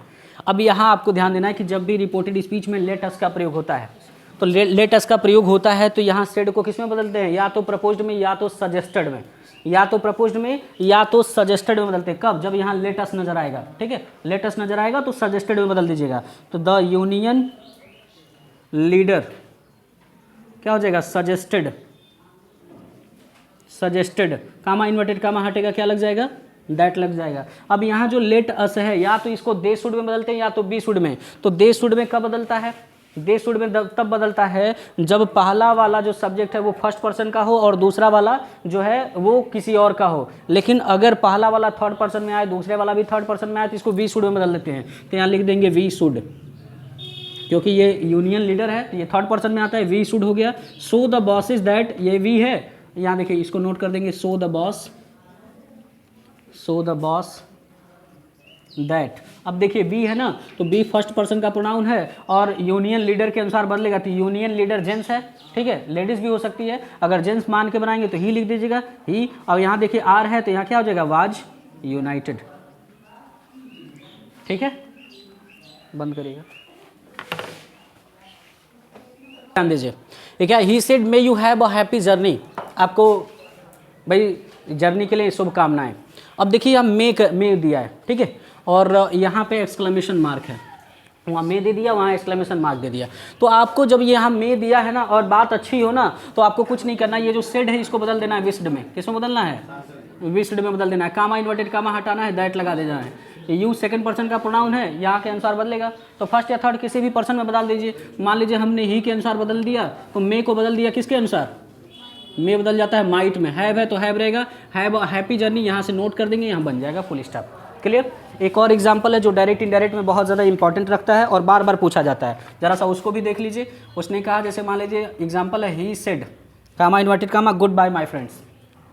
एक एग्जाम्पल है गुड बाय माई फ्रेंड्स, ठीक है, इसको देख लीजिए। अब यहाँ पे थोड़ा सा एक बात समझ लीजिए, अगर रिपोर्टेड स्पीच में गुड बाय नज़र आ जाए या तो गुड नाइट नज़र आ जाए, क्या, या तो गुड बाय या तो गुड नाइट, तो ये सेड जो है ये बेड में बदल जाता है। सेड किस में बदल जाएगा? बेड में। He bade that, he bade that नहीं लगेगा, ये गुड बाय बदल गया बेड में, तो यहाँ से गुड बाय खत्म हो गया। ही बेड, उसके बाद ये देखिए माई फर्स्ट पर्सन का प्रोनाउन है, ही के अनुसार बदलेगा तो क्या हो जाएगा? ही बेड हिज फ्रेंड्स, ही बेड हिज फ्रेंड्स, ये ऐसे बन जाएगा इनडायरेक्ट नरेशन। क्लियर? बंद करिए। देखिए बोर्ड एग्जाम में 10 नंबर का आर्टिकल आता है, आर्टिकल माने होता है एस्से लिखने के लिए, ठीक है। तो एस्से आता है इंपॉर्टेंस ऑफ गेम्स पे। तो इंपॉर्टेंस ऑफ गेम्स का मतलब आप समझते हैं कि खेल का क्या महत्व है। तो आप जानते हैं हमारे जीवन में खेल का बहुत ज़्यादा महत्व है। भाई बिना खेल के शरीर कैसे स्वस्थ रहेगा? पढ़ाई के साथ साथ खेलना भी ज़रूरी है, ठीक है। तो अगर खेलेंगे नहीं तो हमारा क्या हो जाएगा? बैटरिया लुल हो जाएगा, ठीक है। तो पढ़ाई के साथ साथ खेल भी इम्पॉर्टेंट रखता है। तो अब यहाँ पे आप इंट्रोडक्शन डाल देंगे। आप जानते हैं किसी भी एस्से लिखने के लिए 2 हेडिंग तो मस्ट है। पहला हेडिंग क्या बनता है? इंट्रोडक्शन, और लास्ट हेडिंग क्या बनता है? कंक्लूजन, निष्कर्ष, ठीक है। तो अब इसके बाद लिखेंगे एडवांटेज ऑफ गेम्स, खेल के क्या क्या लाभ हैं। तो खेल से क्या क्या लाभ है? मन एकाग्र होता है, खेल खेलने से हमारा शरीर स्वस्थ रहता है, ठीक है। खेल खेलने से थोड़ा सा माइंड भी फ्रेश रहता है, ठीक है। काफ़ी ज़्यादा पढ़ते पढ़ते इंसान जब बोरिंग महसूस करता है तो उसे खेल खेलना चाहिए। कंक्लूजन आप नोट कर देंगे। उसके बाद देखिए the position of women in India, Bharat में औरतों की क्या स्थिति है। तो आज से बहुत समय पहले भारत में औरतों की स्थिति बड़ा दुर्दशा था। इनका बड़ा दुर्दशा ये था कि किसी स्त्री को पढ़ना रहता था तो टकला होना पड़ता था। आज से बहुत समय पहले जब प्राचीन चीज़ें चलती थीं तो अगर किसी स्त्री को पढ़ना है तो टकला होना पड़ेगा। तो अधिकांश स्त्रियाँ टकला होने के डर से नहीं पढ़ती थी, ठीक है। भाई पढ़ना है तो बाल छिलवाना पड़ेगा। जैसे मान लीजिए अगर सोनी को पढ़ना है, पहले ज़माने में पैदा अगर होती सोनी, ठीक है, तो टकला होना पड़ता। ये बेइज्जती नहीं कर रहा हूँ, मैं सीरियस कह रहा हूँ कि पहले के ज़माने में जैसे लड़का टकला होता है तो समझ में आता है, अब लड़की टकली हो जाएगी। आप एक फिल्म देखिएगा मैरी कॉम करके, एक फिल्म आता है मैरी कॉम। तो मैरी कॉम में जब प्रियंका चोपड़ा वो एक मीराबाई पता नहीं किसका वो किरदार निभाई हैं, ठीक है, तो उनके किरदार में वो टकला हुई हैं, तो देखिएगा कैसा फेस लगता है, अच्छा नहीं लगता है। तो उसी तरीके से आज से बहुत समय पहले स्त्रियों की क्या दशा थी, पढ़ने के लिए टकला होना पड़ता है। लेकिन अब स्त्रियों की क्या दशा है? अब स्त्रियां जो है हर क्षेत्र में आगे हैं, पढ़ाई के क्षेत्र में, मेडिकल के क्षेत्र में। अब भाई आप अगर मेडिकल में चले जाइए तो ज़्यादातर आपको नर्स ही देखने को मिलेंगे, जेंट्स वाले कम मिलेंगे, ठीक है। हर क्षेत्र में आप देखिए, अब जैसे मान लीजिए किसी कंपनी में चले जाइए, रिसेप्शन पे देखिए लड़की ही देखने को मिलेगी, बैंक पे चले जाइए लड़की ही देखने को मिलेगी, स्कूल में चले जाइए तो लड़कियों का भरमार पड़ा है, एकदम भर भर के लड़कियां हैं स्कूल में, ठीक है। टीचर कम, जहाँ जेंट्स कम देखने को मिलते हैं, लेडीज़ ज़्यादा देखने को मिलती हैं। उसके 2 वजह हैं। एक तो पहला वजह, हम ये नहीं कह रहे कि लड़कियां एडवांस नहीं, एडवांस हैं, लेकिन उसकी 2 वजह। एक तो कम सैलरी में काम हो जाता है, भाई लड़कियों को जहाँ कम सैलरी मिलता है वहाँ लड़के ज़्यादा सैलरी डिमांड करते हैं, तो इसी वजह से उनका भी काम चल जाता है, और जो भाई संस्थापक है उसका भी काम चल जाता है, तो इस वजह से भी लड़कियों की भरमार है, ठीक है। तो ये सारी चीज़ें हैं। और लड़कियाँ पॉलिटिकल के क्षेत्र में, राजनीतिक क्षेत्र में भी आप देखते हैं बहुत ज़्यादा आगे बढ़ रही हैं, जैसे सोनिया गांधी हैं, ठीक है, मायावती हैं, ऐसे बहुत सारे लोग पॉलिटिकल क्षेत्र में आगे बढ़ रही हैं। इसके बाद लड़कियाँ जो हैं बहुत ज़्यादा एडवांस हो गई। अब लड़कियाँ जो हैं वायुयान से चंद्रमा पे पहुँच जा रही हैं, जैसे कल्पना चावला थी, ठीक है। ऐसे बहुत सारे लोग क्या हैं चंद्रमा पे पहुंच गए। तो आज के क्षेत्र में लड़कियां जो हैं, भारत की स्त्रियां जो हैं किसी पुरुषों से कम नहीं हैं, किसी भी देश की, ठीक है। अगला जैसे मान लीजिए फेवरेट बुक, पसंदीदा किताब, तो आप अपने पसंदीदा किताब के बारे में लिखेंगे कि आपको कौन सी किताब पसंद, जैसे रामायण महाभारत XYZ, ऐसा किताब के बारे में लिखेगा जिस किताब के बारे में आपको कुछ जानकारी हो। ऐसा नहीं कि कोई ऐसा किताब उठा लें जिसके बारे में जानकारी नहीं हो, ठीक है। तो जिसके बारे में जानकारी, जैसे मान लीजिए रामायण के बारे में आप हल्का फुल्का जानते हैं, महाभारत के बारे में जानते हैं, तो इसके बारे में उठाएंगे तो उसके बारे में 2-4 पन्ना लिख सकते हैं। जैसे रामायण के बारे में उठाएंगे तो आप बताएंगे कि मुझे जो है रामायण बहुत पसंद है। अब रामायण की स्टोरी उठा के लिख देंगे, ठीक है, स्टोरी उठा के देखेंगे कि रामायण की कथा में क्या हुआ था, राम ने क्या किया था, XYZ, ठीक है। उसके बाद आप कंक्लूजन डाल देंगे। अगला राइजिंग प्राइस, बढ़ता हुआ दाम। तो बढ़ते हुए दाम से क्या दिक्कत है कि बढ़ते हुए दाम से बहुत ज़्यादा प्रॉब्लम है। प्रॉब्लम क्या है? इतना ज़्यादा प्रॉब्लम है कि हर चीज़ का दाम, हर चीज़ पे टैक्स देना पड़ रहा है, ठीक है, जिससे हमारे आम जनता को क्या हो रहा है? बहुत ज़्यादा नुकसान हो रहा है कि नहीं हो रहा है? आम जनता एकदम भूखमरी के कगार पे आ गई है। और जैसे मान लीजिए जितने धनी लोग हैं उनका तो सब कुछ सही है, लेकिन जो गरीब हैं वो और ज़्यादा गरीब होते चले जा रहे हैं, जो अमीर हैं और ज़्यादा अमीर दिन प्रतिदिन होते चले जा रहे हैं। अगला एम्बिशन इन लाइफ, अगर ये आ जाए और ना लिख पाए तो आप बेकार हैं, ठीक है, पढ़ना बेकार है। तब एम्बिशन, आपकी जीवन में क्या लक्ष्य है, आप जीवन में क्या बनना चाहते हैं? डॉक्टर बनना चाहते हैं, क्यों बनना चाहते हैं? डॉक्टर क्यों बनना चाहते हैं? डॉक्टर बनने से क्या क्या लाभ है, ठीक है, उसके बाद कंक्लूजन आप डाल देंगे। अगला मोबाइल फ़ोन, तो मोबाइल फ़ोन के बारे में आप लिखेंगे कि मोबाइल फ़ोन का इन्वेंशन कहाँ से हुआ था, आविष्कार कहाँ से हुआ था, इसके आविष्कारक कौन थे, वो कहाँ के थे, मोबाइल फ़ोन से क्या क्या लाभ है। आप लाभ बताएंगे कि भाई मोबाइल फ़ोन से बहुत सारे लाभ हैं, हम मैसेज दूर दराज देशों में भेज सकते हैं, हम मोबाइल फ़ोन पे गेम खेल सकते हैं, ठीक है, गाना सुन सकते हैं, ऑनलाइन शॉपिंग कर सकते हैं, XYZ जितने भी लाभ हैं वो लिख देंगे। मोबाइल फ़ोन से कुछ हानियाँ भी हैं, जैसे किसी भाई साइंस से लाभ है तो साइंस से हानि भी तो है, तो ये मोबाइल फ़ोन से हानियाँ लिख देंगे आपकी। मोबाइल फ़ोन को ज़्यादा देखने से हमारे आंखों की जो रेटिना होती है उसको प्रभावित करता है, मोबाइल फ़ोन से कैंसर होता है, ठीक है, तो ये सारी आप हानियाँ लिखेंगे। कुछ साइड ऐसे हैं जो बार बार आ जाते हैं, जैसे एन आइडियल मदर, माता जी पे ऐसे लिखना है तो माता जी पे तो ऐसे आप लिख ही सकते हैं, इंट्रोडक्शन दे सकते हैं अपनी माता जी के बारे में कि माँ का क्या नाम है, कितने साल की है, माँ का क्वालिटी क्या है, माँ की क्वालिटी लिखेंगे, उनका बिहेवियर लिखेंगे, उनका डेली रूटीन लिखेंगे, कंक्लूजन डालेंगे तो बहुत सारे पेज भर जाएंगे। अगला पॉल्यूशन, प्रदूषण पे आप बचपन से ही इससे लिखते आ रहे हैं कि प्रदूषण क्या है, प्रदूषण कितने प्रकार के होते हैं, प्रदूषण मान लीजिए एयर पॉल्यूशन हुआ, वाटर पॉल्यूशन हुआ, नॉइज पॉल्यूशन हुआ, इनके बारे में आप लिखेंगे, ठीक है। जैसे वायु प्रदूषण, ध्वनि प्रदूषण, जल प्रदूषण के बारे में आप लिखेंगे। उसके बाद प्रदूषण की रोकथाम कैसे हो सकती है, आप प्रदूषण से कैसे बच सकते हैं, किन कारणों से, कंक्लूजन डाल देंगे। आतंकवाद, आतंकवाद क्या है, आतंकवाद क्यों फैलता है, आतंकवाद की कैसे रोकथाम हो सकती है, और कंक्लूजन। अगला कोविड-19, मैंने आपको कोविड-19 पे भी ऐसे नोट कराया है, कोविड-19 क्या है, कहाँ से आया था, ठीक है, इसके क्या सिम्पटम है, कोविड-19 के क्या लक्षण हैं, कोविड-19 से आप कैसे बच सकते हैं। अगर कोविड-19 के बारे में आ जाए तो आप अच्छे से लिखेंगे, क्योंकि आप 2 साल कोविड-19 से ग्रसित हो चुके हैं, इससे आप पूरा जूझे हैं, तो आप इसके बारे में आसानी से लिख सकते हैं। अगला पॉपुलेशन, जनसंख्या पे, तो जनसंख्या पे भी आप लिख सकते हैं, जनसंख्या क्या है, जनसंख्या की रोकथाम कैसे हो सकती है, जनसंख्या कैसे बढ़ती है। और बेरोजगारी, बेरोजगारी आया भी था, आप हिंदी के हिस्से में देखे हैं, बेरोजगारी पे निबंध आया था। बेरोजगारी क्या है, बेरोजगारी क्यों बढ़ती है, बेरोजगारी की कैसे रोकथाम किया जा सकता है। कोशिश करेगा इनको तैयार करने के लिए, इनमें से आपको एक मैच करेगा। ये तो साइड ऐसे हैं जिसे आप बार बार लिखते आ रहे हैं, बार बार पढ़ते आ रहे हैं, मे भी इनसे भी मैच कर जाए, ठीक है। कोशिश रहे आपका इनमें से, जैसे इन तीनों में से इंपॉर्टेंट क्या है जरा सा ये जान लीजिए, ये इंपॉर्टेंस ऑफ गेम्स, ठीक है, the position of women in India, ठीक है, और उसके बाद ये आपका एम्बिशन इन लाइफ, ठीक है, ये 3 इंपॉर्टेंट में रहेंगे। लेकिन साइड ऐसे में आप हल्की फुल्की जानकारी रखिएगा कि अगर अदरवाइज नहीं मिलता है तो इनसे आपको जानकारी हो कि आप 9 नंबर कैसे आता है, 10 नंबर कैसे आता है, तो छूटे नहीं आपका 10 नंबर। मान लीजिए 4 पन्ना नहीं लिखाएगा, 3 पन्ना लिखाएगा तो नंबर मिलेगा, ठीक है। बंद करिए। देखिए, लाउडेबल, लाउडेबल माने होता है प्रशंसनीय, और किसके माने होता है प्रशंसनीय, प्रेजवर्दी। डेस्पाइज माने होता है नफरत करना, हेट माने नफरत करना। फ्रैंक माने होता है सच्चा, कैंडिड माने होता है सच्चा। एक्यूट माने होता है जिज्ञासु, क्यूरियस माने होता है जिज्ञासु। बेन माने होता है अभिशाप, कर्स माने अभिशाप। क्रुएल माने निर्दयी, मर्सीलेस माने निर्दयी। टर्स और ब्रीफ इन स्पीच, इसका मतलब होता है संक्षिप्त, ठीक है। मंडेन और वर्डली, इसका मतलब होता है सांसारिक। करेक्ट माने सही, राइट माने सही। वोरासियस और रेवेनियस, ओरासियस और रेवेनियस का मतलब होता है, ओरासनियस का मतलब होता है पिट्टू, ठीक है, ओरासियस का मतलब होता है पिट्टू। इसका एक होता है ग्लूटन भी होता है, कहते हैं ना ज़्यादा ग्लूटन होगा, ज़्यादा खाते होगा, जो ज़्यादा खाता है उसे हम ओरासियस कहते हैं, रेवेनियस कहते हैं। अभी पूरी सब्जी चल रहा था ना वहाँ, हाँ तो सब पिट्टू, ठीक है, ओरासियस है। रेप्लिलेंट और अनअट्रैक्टिव, रेप्लिलेंट क्या होता है, रेप्लिलेंट माने होता है नफरत करना, तो अनअट्रैक्टिव माने होता है घृणित, ठीक है, अनाकर्षित। टेंसिटी, टेंसिटी का मतलब होता है दृढ़ता, तो प्रिजर्वेंस का मतलब होता है दृढ़ता। रिलीज, रिलीज का मतलब होता है स्वाद लेना, स्वाद लेना, जैसे पूरी सब्जी चल रहा है तो स्वाद चल ही रहा होगा, ठीक है, स्वाद लेना। अगला है मेडिकोर, मेडिकोर माने होता है मौद्रिक, तो फिस्कल माने होता है मौद्रिक। टेंटेटिव मतलब होता है एक्सपेरिमेंटल, प्रयोग, प्रयोग की तरह, ठीक है। पिनाकिल माने होता है चोटी, शिखर पे, ठीक है, तो पीक माने होता है शिखर पे। डिनाई माने मना करना, रिफ्यूज माने मना करना। करप्ट माने होता है भ्रष्ट, डिसऑनेस्ट माने होता है भ्रष्ट या बेईमान। माइपिक और नियर साइटेड का मतलब होता है कम्बिन, मतलब नज़दीक से दिखना, ठीक है, इसी को माइपिक कहते हैं। बंद करिए, माइपिक होता है, ठीक है। ये आपके कुछ देखिए, ये बोर्ड एग्जाम में 2 नंबर का इडियम्स एंड फ्रेजेज आता है, मुहावरा और वाक्य प्रयोग। तो स्क्वायर डील का मतलब होता है अच्छा व्यवहार, तो अच्छा व्यवहार का अंग्रेजी होता है गुड बिहेव, ठीक है। ऑप्शन में गुड बिहेव देख को टिक कर देना है, देख करके टिक कर देना है। अगला to end in smoke, to end in smoke का मतलब होता है हवा में उड़ जाना, मतलब अनसक्सेसफुल, असफलता को प्राप्त करना। अगला फेयर एंड स्क्वायर का मतलब होता है ईमानदार, फेयर एंड स्क्वायर का मतलब होता है साफ सुथरा, तो इसका जो है वो ऑनेस्ट वाले ऑप्शन पर टिक करिएगा। अगला ए मैन ऑफ लेटर का मतलब होता है विद्वान व्यक्ति, तो ये फेमस ऑथर हो जाएगा। अगला टर्न डाउन का मतलब है मना करना, रिफ्यूज माने मना करना।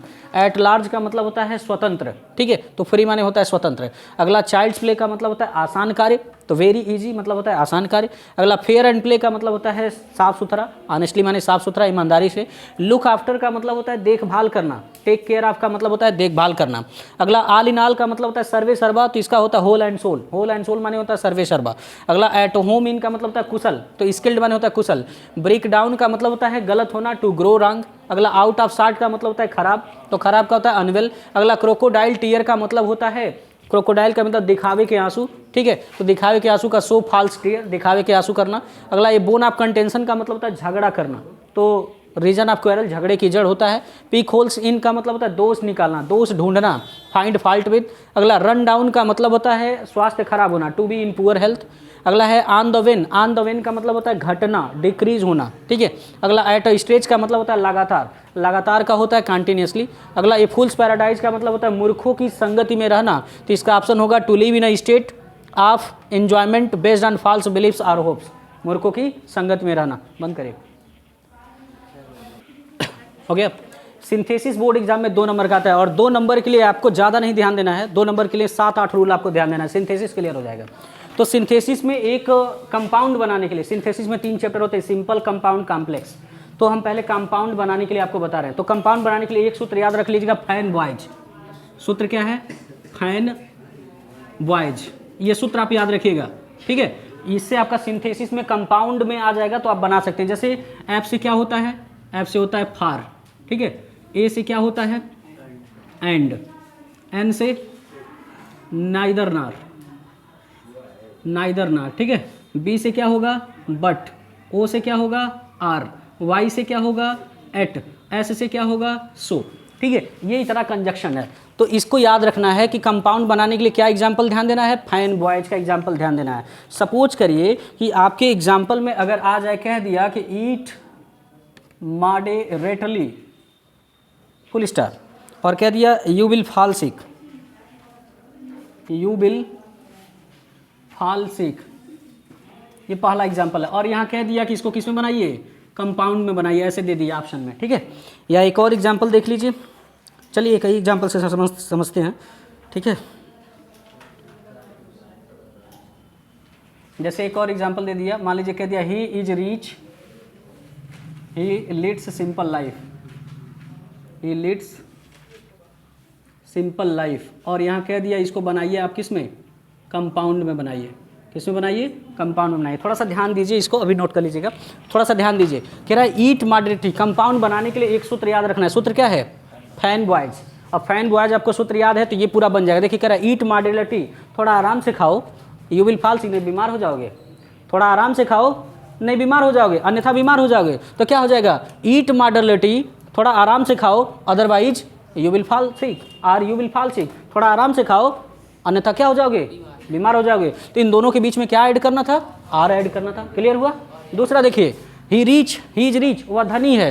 ही लीड्स सिंपल लाइफ, वह साधारण जीवन जीता है। तो क्या हो जाएगा? वह धनी है, फिर भी वह क्या करता है? साधारण जीवन जीता है। फिर भी की अंग्रेजी क्या होता है? एट। तो कैसे बन गया? He is rich yet he leads simple life. Clear हुआ? क्लियर हुआ कि नहीं? बंद करिए, हो गया। देखिए इधर, अब इसमें से सिंपल वाला भी थोड़ा सा देख लीजिए, सिंपल वाले एग्जाम्पल को। जैसे मान लीजिए एग्जाम्पल में आ गया द बैटल, थोड़ा इधर ध्यान दीजिए, the battle was over. Example आ गया the battle was over, the enemy withdrew, the enemy withdrew. और इसको कह दे कि इसमें सिंपल में बनाइए। हाँ, थोड़ा सा यहाँ ध्यान दीजिए। अब एक ही एग्जाम्पल पे थोड़ा सा ध्यान दीजिए। कह रहा द बैटल वाज ओवर, युद्ध समाप्त हो गया, द इनमी विथड्रू, सारे दुश्मन भाग गए, ठीक है। युद्ध समाप्त हुआ, सारे दुश्मन भाग गए। और इसको किस में बनाना है? सिंपल में। एक बात याद रखिए, जब दोनों सेंटेंसों का सब्जेक्ट एक होगा, ये देखिए इसका सब्जेक्ट बैटल है, इसका सब्जेक्ट इनमी है। जब दोनों सब्जेक्टों का, दोनों सेंटेंसों का सब्जेक्ट एक होगा और पहले वाला में हेल्पिंग वर्ब का प्रयोग होगा, तो इसको हटा करके इसको हम बदल देते हैं बीइंग में, ठीक है, और दूसरे वाले को वैसे उतार देते हैं। लेकिन दोनों सब्जेक्टों का, दोनों सेंटेंसों का सब्जेक्ट अलग अलग हो तो जो ये हेल्पिंग वर्ब है केवल ये हटेगा। जैसे ये है ना द बैटल, ठीक है, और यहाँ वाज है तो क्या हो जाएगा बीइंग, ओवर, और फिर कामा नोट करेंगे, बाद वाला पूरा पार्ट क्या करेंगे, उतार देंगे, बन गया सिंपल में। बात समझ में आया? क्या समझे हैं कि अगर दोनों सेंटेंसों का सब्जेक्ट अलग है, पहले वाले सेंटेंस में हेल्पिंग वर्ब का प्रयोग हुआ है, तो पहले वाले सब्जेक्ट को नोट करेंगे, हेल्पिंग वर्ब को हटा के बीइंग लिख देंगे, बाद वाला पार्ट लिखेंगे, और दूसरे पार्ट को लिखने से पहले कामा उतारेंगे, दूसरे वाले पूरे सेंटेंस को वैसे ही उतार देंगे। क्लियर? एक दूसरा एग्जाम्पल इसी से रिलेटेड चेक कर लीजिए।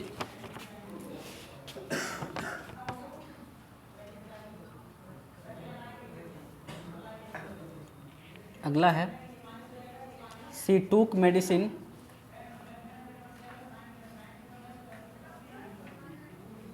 शी टूक रेस्ट। इसको कह दिया किस में बनाने के लिए, सिंपल में। मान लीजिए इसको कह दिया सिंपल में बनाने के लिए। एक बात और ध्यान दीजिए, कह रहा है शी टूक मेडिसिन शी टूक रेस्ट, वह दवा खाई वह आराम की। तो दोनों सब्जेक्टों का देखिए क्या है, दोनों सब्जेक्ट एक ही है ना, लेकिन यहाँ देखिए यहाँ हेल्पिंग वर्ब नहीं है, यहाँ मेन वर्ब है। इसको कैसे बनाएंगे, इसको बनाएंगे आप किस तरीके से, ये हटा देंगे और सबसे पहले क्या लिखेंगे, हैविंग लिखेंगे, और ये जो है ना इसकी थर्ड फॉर्म हो जाएगा। तो टूक का थर्ड फॉर्म क्या हो जाएगा, टेकन। हैविंग टेकन मेडिसिन, दूसरा वाला पार्ट लिखने से पहले कामा उतारेंगे, दूसरे वाले पार्ट को उतार देंगे। कब बनेगा, कैसे, अगर दोनों सेंटेंसों का सब्जेक्ट एक होगा, पहले सेंटेंस में हेल्पिंग वर्ब नहीं आएगा, तो इसके सब्जेक्ट को हटाएंगे, हैविंग लिखेंगे, क्रिया की थर्ड फॉर्म करेंगे, ऑब्जेक्ट को उतारेंगे, पहला सेंटेंस समाप्त होने के बाद कामा लिखेंगे, दूसरे वाले पार्ट को वैसे ही उतार देंगे। क्लियर? अगला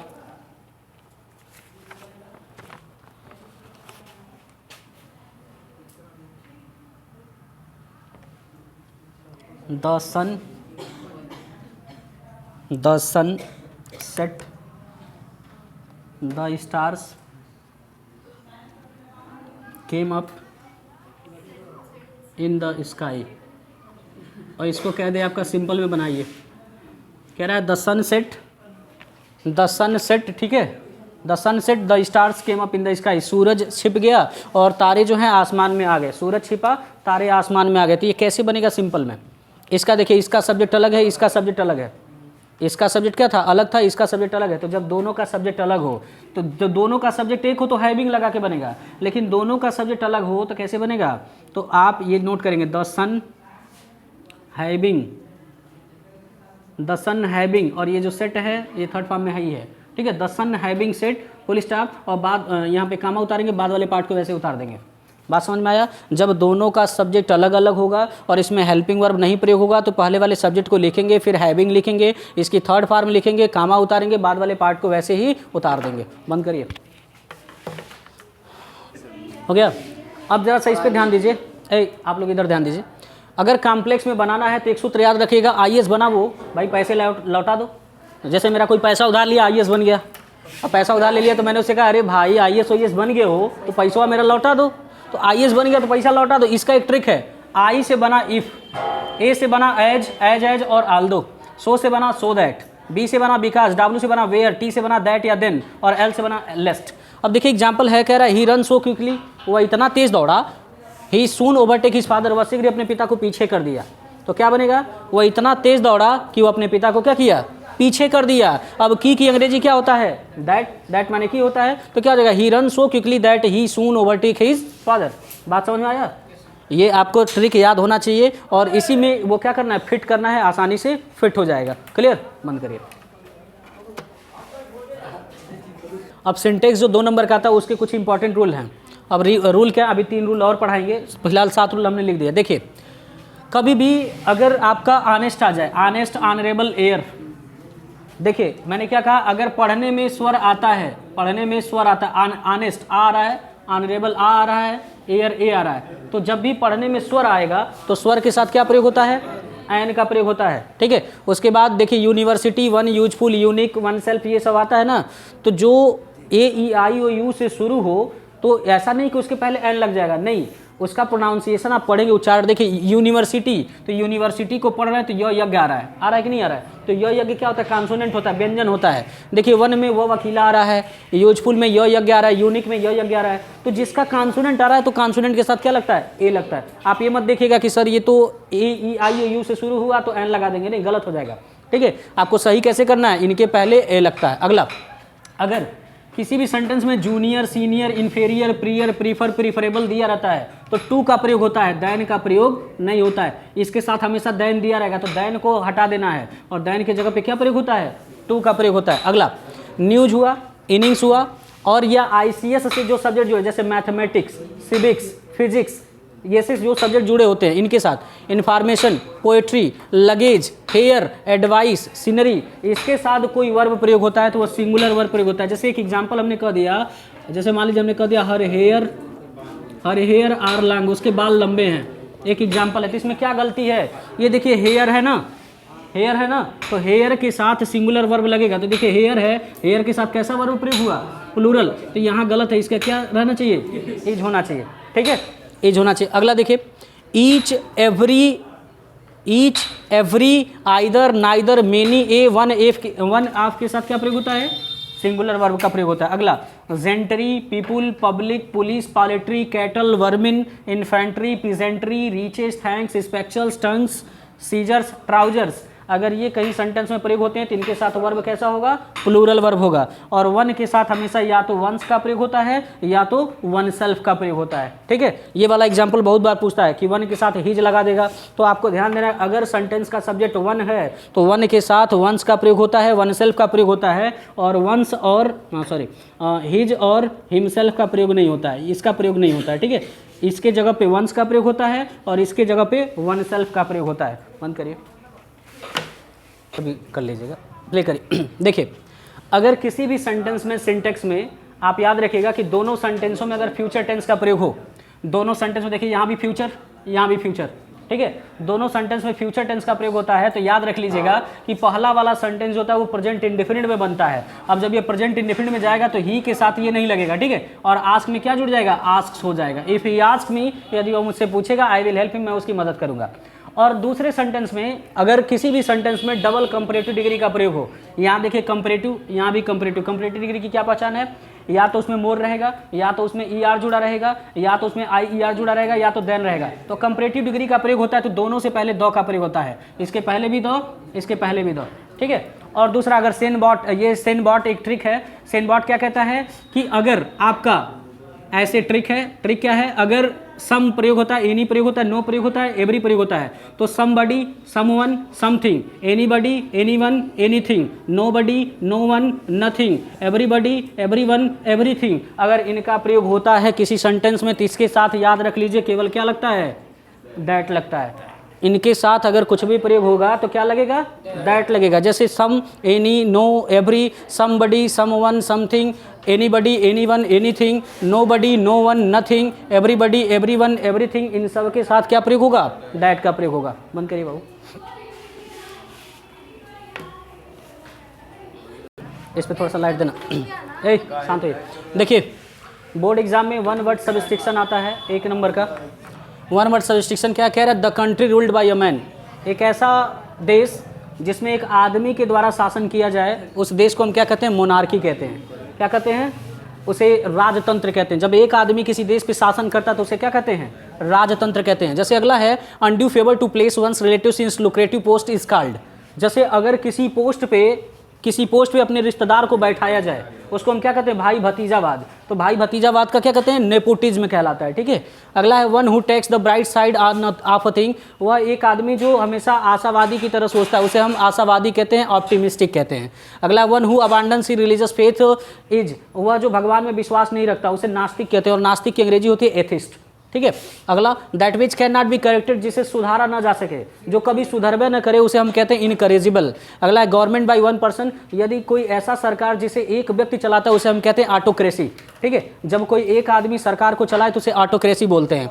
अगला, एक government of people by the people and for the people, एक ऐसी सरकार जो लोगों के द्वारा बनाई जाए और लोगों के हित में बनाई जाए, वैसी सरकार को हम कहते हैं डेमोक्रेसी, जैसे हम कहते हैं प्रजातंत्र। ठीक है। अगला है a person pretending to be somebody he is not, एक ऐसा व्यक्ति जो वह कहता है लेकिन वह होता नहीं, उसे हम क्या कहते हैं, उसे हम कहते हैं इम्पोस्टर, इम्पोस्टर का होता है।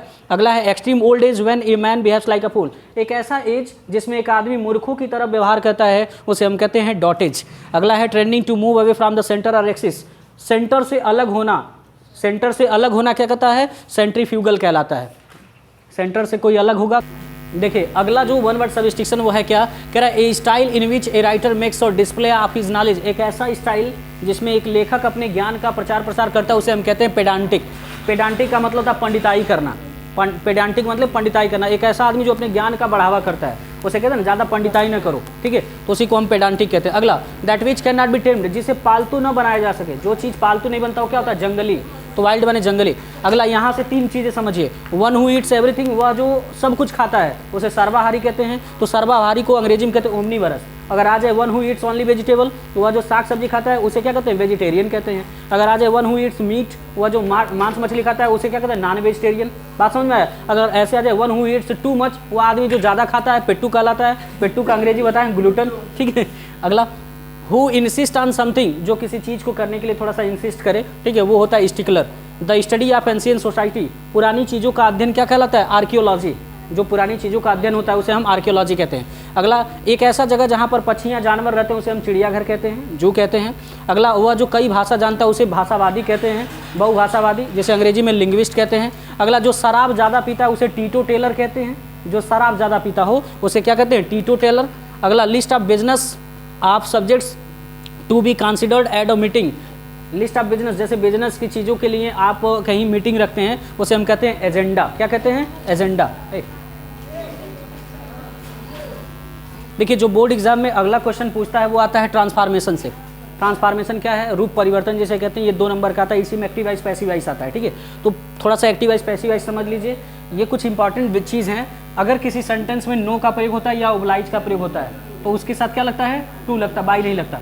अगर किसी सेंटेंस में कंटेंट प्रयोग हो गया या इंटरेस्ट का प्रयोग हुआ तो उसके साथ इन लगता है। किसी सेंटेंस में सरप्राइज, एस्टोनिश, डिसअपॉइंट या अलार्म का प्रयोग होता है तो उसके साथ एट लगता है। अगर किसी सेंटेंस में प्लीज या सेटिस्फाइड का प्रयोग होता है तो उसके साथ बेथ लगता है। एक एग्जांपल हम आपको दिए, इसके साथ हम एक्टिव वाइज पैसिव वाइज समझाने की कोशिश करेंगे। देखिए एक्टिव वाइज का जो ऑब्जेक्ट होता है पैसिव वाइज में सब्जेक्ट बनता है, तो एक्टिव वाइज का ऑब्जेक्ट क्या है, द इंग्लिश बुक, ठीक है, तो ये पैसिव वाइज का सब्जेक्ट बन जाएगा, द इंग्लिश बुक,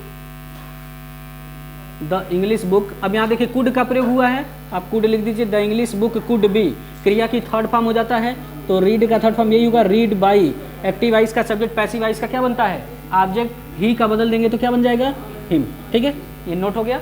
एक और एग्जाम्पल बहुत बार पूछा जाता है, ठीक है, जैसे एक ऐसी क्रिया करके पूछ लेता है, walk to the left, walk to the left, बाएं चलो, ये क्या कर रहा है, कह रहा है जैसे मान लीजिए हमने आप सड़क पे चल रहे हैं और आप सड़क पे चल रहे हैं तो मैंने आपसे कहा वॉक टू द लेफ्ट, बाएं चलिए, तो मैं आपको क्या कर रहा हूँ, एडवाइस दे रहा हूँ ना, मैं आपको सलाह दे रहा हूँ ना, तो क्या होगा, you are advise to walk to the left, क्या हो जाएगा, you are advised to walk to the left, मैं आपको सलाह दे रहा हूँ कि आप क्या करिए, बाएं चलिए, ठीक है। बंद करिए बाबू, लीजिए अगर बोर्ड एग्जाम में आ जाए ऐसे, he is too lazy to work, और कह दीजिए यहाँ टू हटाना है, तो आपको क्या करना है, एक चीज़ याद रखिएगा, ये जो टू है ये बदलता है सो में, यहीं पे नोट कर देना है, ये टू बदलता है सो में, और ये वाला जो टू है ये बदलता है दैट में प्लस सब्जेक्ट में, ऑब्लिक कैन या कुड नॉट में बदलता है। देखिए इसको बनाएंगे तो कैसे बनेगा, ही इज, टू बदल जाएगा किस में, सो में, ही इज सो लेजी, ये टू किस में बदल गया, दैट में, सब्जेक्ट क्या था, ही। अगर यहाँ प्रेजेंट टेंस है तो कैन नॉट लगेगा, पास्ट टेंस रहेगा तो कुड नॉट लगेगा, तो that he can not work, ठीक है, क्लियर हुआ। अगला एक एग्जांपल देख लीजिए, निगेटिव से, निगेटिव कैसे बनता है, और निगेटिव बार बार इसी रूल से पूछता है, कहता है एज सुन एज का माम the teacher came, the teacher came the boys became silent, the boys became silent, और यहाँ कह दे आपको क्या बनाने के लिए, यहाँ आपसे कह दे निगेटिव बनाने के लिए, तो कैसे बनेगा ये। अब देखिए यहाँ एज सुनाइज है ना, एज सुनाइज को किस में बदल देंगे, नो सूनर में, नो सूनर, अब यहाँ देखिए इस टेंस को देखिए किस टेंस में है, द टीचर केम। सब्जेक्ट के बाद जब क्रिया की सेकंड फॉर्म आती है तो टेंस बनता है पास्ट इंडेफिनिट। तो यहाँ क्या करेंगे, डिड लगा देंगे। No sooner did the teacher, यहाँ केम है तो केम को किस में बदल देंगे, कम में, कामा हो जाएगा। बाकी बाद वाला पार्ट क्या करेंगे, ऐसे ही उतार देंगे, इंटरगेटिव में बन गया आपका, ठीक है, निगेटिव में बन गया। अब अगर एक और एग्जाम्पल आता है एलोन और ऑनली करके, एलोन और ऑनली करके, एलोन ऑनली करके, ठीक है, ही काट थीप, ऐसे एग्जाम्पल आ जाए। एक काट थीप और कह दे इसको किस में बदलिए, निगेटिव में। इसको अगर आपसे कह दे कि इसको बदलिए आप निगेटिव में, तो कैसे बनाएंगे। देखिए एक चीज़ याद रखिए, जब भी किसी सेंटेंस में एलोन या ऑनली शब्द का प्रयोग होता है तो इन दोनों को हटा करके इसके स्थान पे लिख देते हैं नन बट। क्या लिख देते हैं, नन बट, और बाकी बाद वाला पार्ट ऐसे उतार देंगे, बन गया इसका निगेटिव। क्लियर, बंद करिएगा। देखिए एक एग्जाम्पल है, जैसे अगर किसी भी सेंटेंस में नन आ जाए, नन, तो नन किस में बदलता है, एनी वन में। नेवर बदलता है ईभर में, सम बदलता है एनी में। और ये कह रहा है कि आई सा नन देर, मैंने वहाँ किसी को नहीं देखा, इसको बदलना इंटरगेटिव में। तो इंटरगेटिव में बदलने के लिए कैसे बदलेंगे आप, ये तो पहले तो आप सेंटेंस पता होना चाहिए। सब्जेक्ट के बाद क्रिया की जब सेकंड फॉर्म आती है तो बनता है पास्ट इंडेफिनिट, और पास्ट इंडेफिनिट का जब इंटरगेटिव बनता है तो सबसे पहले क्या लग जाता है, डेड, आई, और ये सा है तो ये फर्स्ट फॉर्म में चला गया, सी हो गया। अब यहाँ देखिए नन आया है ना, तो नन को किस में बदलेंगे, एनी वन में, एनी वन। उसके बाद क्या कर देंगे, यहाँ देर है तो देर लिख देंगे, लास्ट में question mark, did I see any one there, ये एक हो गया। अगला एक एग्जाम्पल है, जैसे एक और है एवरीबॉडी, एवरीबॉडी और एवरीवन, एवरीवन ये बदलता है हु में, ठीक है। और इसी की तरह नो वन और नन ये भी बदलता है हु में। तो इसका एक एग्जाम्पल देख लीजिए, everybody wants to be rich, wants to be rich, everybody wants to be rich, और कह दे इसको इंटरगेटिव में बनाइए, तो कैसे बनेगा। एक और एग्जांपल है,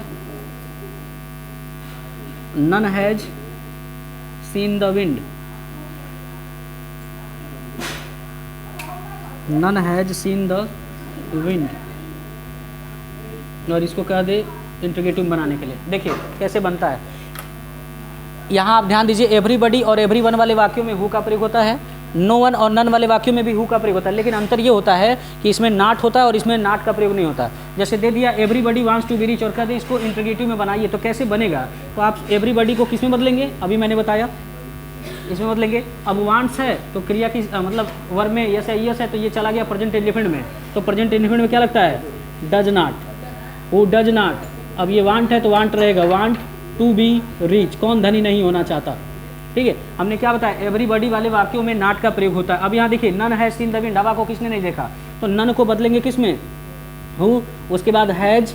अब यहाँ देखिए इसके बाद नॉट का प्रयोग नहीं होगा, क्योंकि हु वाले वाक्यों में जो नन और नो वन वाले वाक्य होते हैं उसमें नॉट का प्रयोग नहीं होता, तो बन जाएगा who has seen the wind, हवा को किसने देखा, ठीक है। लास्ट में यहाँ क्वेश्चन मार्क हो जाएगा, ठीक है, बंद करिएगा।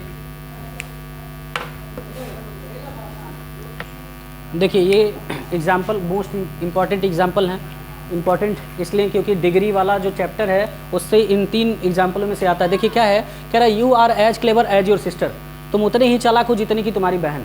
अब इसको कह रहा है कि CD में बदलिए, CD माने कंपैरेटिव डिग्री, और कंपैरेटिव डिग्री जब भी पूछेगा तो आपको याद रखना है पीछे वाला आगे आ जाएगा, तो योर सिस्टर हो जाएगा, ठीक है, योर सिस्टर इज।